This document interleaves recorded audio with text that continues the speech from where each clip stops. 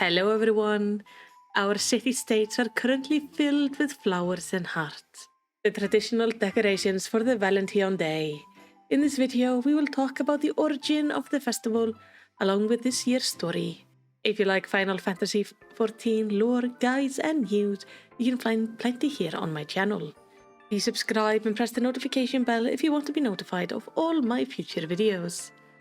The Valentine Day is the day where we celebrate the life of Countess Arabelle de Valentieron, a high lady of Isgard who struck out against her life of coseted detachment, and risked all in pursuit of pure and all-consuming love. After she passed away, a tradition was established among the people of Isgard. Every year around this time, people would try to emulate her passion and her bravery by plucking up their own courage and bestowing a token of love upon the object of their affection. Those of House Valentine still host the celebration yearly with the goal of helping others work up the courage to express their love. To encourage this, they decorate the major cities and hold events with the hope that it will help even the shyest of souls seek out the one they love. And in the forefront of these celebrations is Lisette de Valentieron.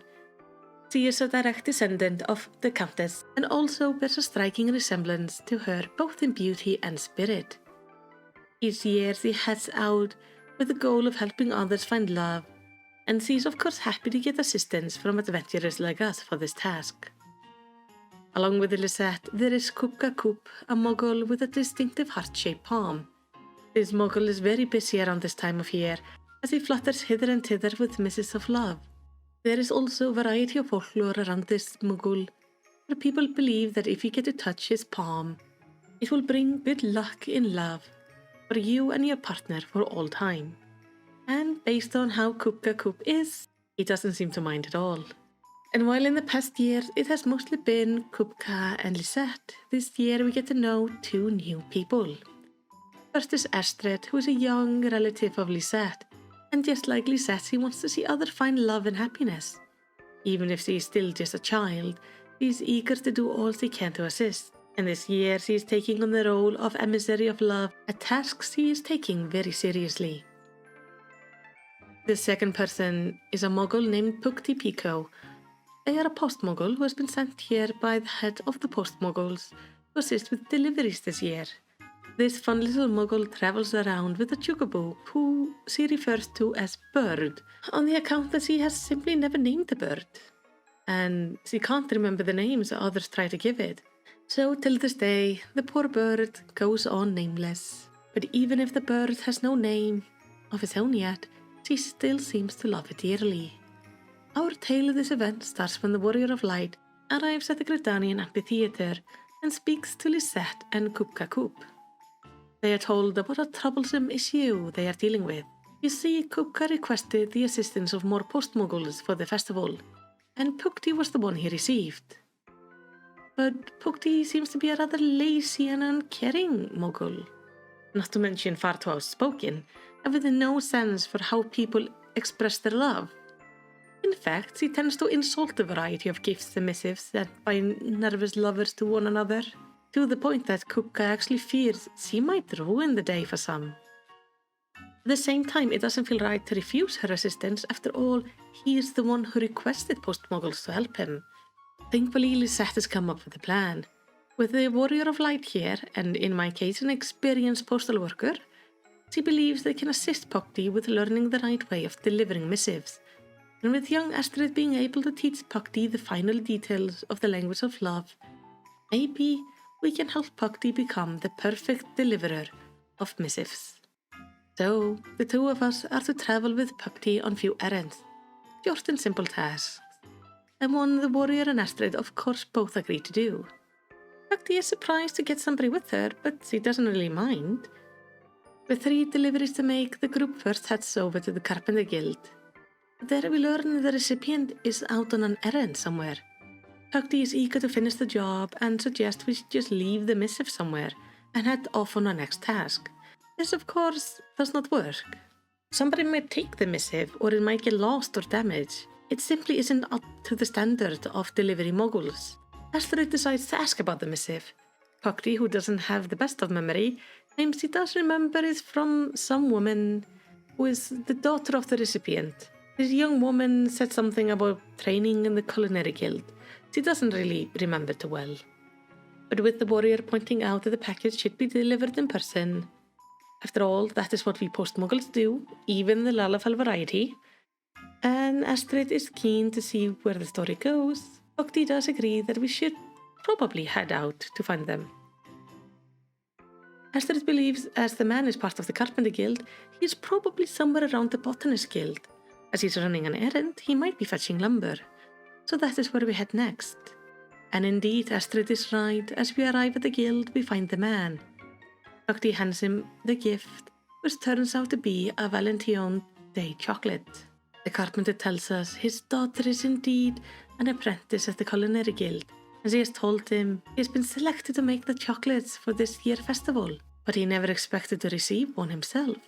His daughter is his pride and joy, and he truly appreciates our kindness for coming all the way out here just to bring him the gift. After he leaves, Bhakti is rather perplexed by the man's response. She feels this is a bit of an overreaction for just being handed some food. Yes, it's chocolate, but still. The warrior explains that this is what post-moogles refer to as customer satisfaction. Kupo. And Astrid explains that joy is not feeling one should keep inside. It is a feeling that we want to share with others. And as we brought him the gift, he wanted to share his joy with us. Bhakti ponders this and agrees that it does make sense. When things make her smile or laugh, she does tend to talk about it with her companion a lot. And it often makes the companion and her happier. The bird does agree, of course, though I think he is just happy to be with Bhakti overall, even if he hasn't got a name yet. But now to the next delivery, we head over to the Whistling Miller, where a woman is awaiting. He is looking rather sad as he misses someone who has travelled far away, and she has not received a word from them for quite some time. Luckily for us, here we are. Bhakti hands over the package which holds pink seashells. Bhakti quickly points out that this seems like a nonsensical gift, and that she shouldn't be happy over this. She just got shells, empty shells. At least the other man got chocolate.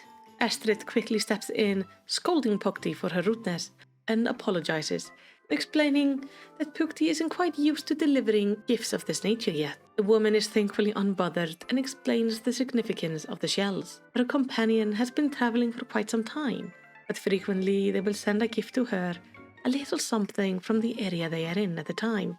In this way, they're letting her know they're all right, and also giving her a fun little cryptic hint of the location. It might seem insignificant to those outside their friendship, but to her it means everything, as it means her friend is still well and alive. After the woman leaves, Astrid explains to Bhakti that people express their love in different ways. That is why the gift that looks so badly in Bhakti's eyes was a treasure to the woman. And even together, we can figure out that the woman's adventuring friend is probably somewhere around the Ruby Sea at the moment. It's in the distant Far East, so a long way away. But even with being so far away, they can still let her know they're all right.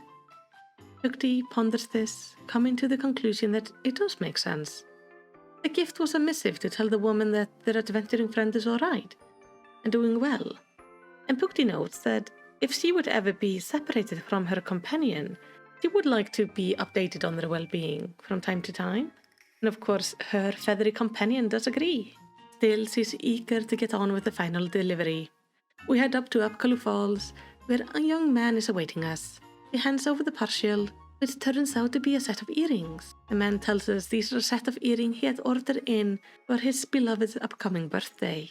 He has even given Kupka Kup's palm a vigorous pat after he had heard the rumors about touching the love moogle's palm to bring a couple happiness for the years to come. He thanks Bhakti for bringing this to him without a scratch or a dent. But truly Bhakti has a bright future as a delivery moogle with her excellent delivery service. And when he is off, Bhakti flutters in place, seeming perplexed. She's feeling good, like a tingle of joy through her body. The gratitude and praise made her feel so nice. He questions Astrid about this. Is this normal? Is he getting ill? But Astrid puts her at ease, telling her that this is a feeling of fondness, which is a form of love, made manifest by the appreciation from the man. Bhakti ponders this before coming to the conclusion that perhaps this love business isn't so silly. In fact, she quite likes this feeling. she tells us it's the same feeling she gets when she settles down with her bird for an afternoon nap, as he snuggles under their warm wings and they are warmed by the afternoon sun breaking through the trees, which tells me that Pukti really does love her friend. Astrid is pleased that Pukti is making this realization. After all, Pukti clearly does love her companion, and now she is gaining better understanding of the concept of love. She has gotten so far since we first met, and with all the parcels delivered, we now head back to Lisette and Kupka to report in, and we happily report that Pukti is learning so well. She has stayed open-minded and listened to all explanations. Pukti herself believes she learned quite a bit, but while she might still be quite ignorant on the matter of love, she is less so now than she was before this experience. With Pukti's good work, Kupta believes he can give her another task, a very important one. It's a sensitive task because after all it relates to the matters of courtship. It involves a letter of a woman named Alois, who posted the letter with great urgency, only to come back moments later, begging for the letter to be returned. Kupka did, of course, return the letter, startled and concerned by the look of sadness on the woman's face. He tried to question her, but she just ran off with the letter before he could utter a word. So now he has Pukti, the warrior, and Astrid to head out and find this woman and see if we can't help her. We of course agree to hurry to find this young lady, as nobody should feel without love on this day of love. We rush after her, finding the young Ellison. She looks truly distraught by her predicament, but also startled to meet us. We tell her Kupka would like to see her again, telling her about his worries. Alois is startled by this and decides he must apologize to the Moogle before she rushes off to meet him, leaving both the warrior and Pukti behind, who quickly hurry after her. It seems this one is very quick to dash away, so we run as fast as we can to the amphitheater, where we find her talking to Kupka. This time, she does tell us the whole story of her troubles. It tells us that some time ago, an Iscardian noble named Esolmil came to Gridania, seeking treatment for his illness. Over time, they got close and fell in love, and now recently she received an offer of marriage from him. She came to Kupka to have him deliver her positive reply, but then she changed her mind. Not because she does not love him, but because she worries she is making a bad decision, both for her and for him. Alois fears that even with her love, she would be a bad fit for him. She is not a noble born like him. She wasn't raised with the education a noble wife requires, and therefore she fears it will bring shame to him and be unable to properly fulfill her duties as a wife. So while she loves him dearly, she loves him enough to let him go, if it means he will have a better life without her. She plans to bring the decline personally to him. After all, such a letter should not be delivered by a Moogle of love. And this is where Pukti steps in. While she might not be an expert on love, she says she does understand that love is the one to be with somebody forever, to be their trusted partner both in times of joy and times of woes. That is how she feels about the Chocobo, and she thinks that she would be quite upset if they were separated. So if Alois loves him, will she not just end up being upset being without him? So saying no can't be the right solution. It will just lead to both of them ending up unhappy. Lisette chimes in that Iscardian nobility is not all the same. Each house holds their own tradition and values. Perhaps before she makes a choice, it would be wise to learn a bit more about what would be expected of her and what the values of his noble house are. Astrid agrees, saying it's clear she loves the man, so why not send him a letter explaining her worries? Alois thinks it over and then agrees. It's not fair if she doesn't give him at least an honest answer on why she would say no. But what would one pen into such a letter? Not to mention she doesn't have a pen or parchment. And the pen and parchment is easy to fix. Astrid runs and fetches some proper Valentino decorated parchment and a pen for her to write with. And then she gets advice from everybody. Astrid tells her to write about her apprehension, and that if she joins the family, she must be given time to study and learn and train before she's comfortable in her new role. Lisette advises finding out if the family will accept her as she is, as changing for someone else could lead one to ending up jaded or sad in the situation. Pukti, in my opinion, brings the most reasonable idea. Simply tell him everything. her wants, her fears, just everything out in the open. And with that, she thinks on it. In the end, she does write a note, in my case taking Pukti's advice and bringing out her true feelings, putting everything out in the open. With the letter penned, Pukti and Kupta fly off to deliver it. But Alois can't wait. No, she must see what is happening, so she runs after them. So of course we follow, finding Alois spying on the three as the letter is delivered.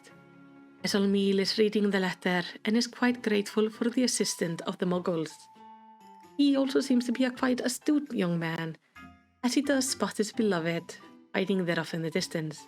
But he also knows not to say a thing, as he simply pens a reply and sends it off with the moogles.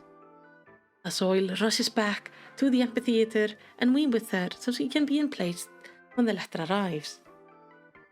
And as the letter arrives, it's not just the letter but also Esolmil himself, claiming it felt only right. After all, she followed her letter, why should he not follow his? The two agree to sit down, have some tea at the Caroline canopy and talk about the future. And with that, I have a strong feeling we might have some wedding bells in their future. And while the two lovers are speaking, another thing happens out of sight. Pukti senses a weird tingling sensation in her palm, and as we look over, it has changed shape. It has shifted from the regular sphere to a heart. It has become a true emissary of love. With this development, Astrid encourages her to give her bird companion a name at last. After all, letters require not just love, but also names and addresses, and it's very hard to get a letter to somebody who doesn't have a name. Pukti does agree. He might not have a name yet, but she's gonna think about it. Maybe she will be able to remember a name she herself picks for her friend. Pupka then offers Pukti to become an official emissary, as she will continue this work now with her heart-shaped palm. And Pukti is happy to do so, and this festival ends with the love found and the number of emissaries of love growing. And now I can't wait till next year to see what adventure awaits us on the next Valentione's Day. Thank you so much for watching this video. I do hope you enjoyed it. Please remember to give a thumbs up and comment to please the algorithm. Subscribe if you want to make sure to see more of my videos, or even check out my channel. I have plenty of playlists. But for now, and most of all, I hope you have a lovely day.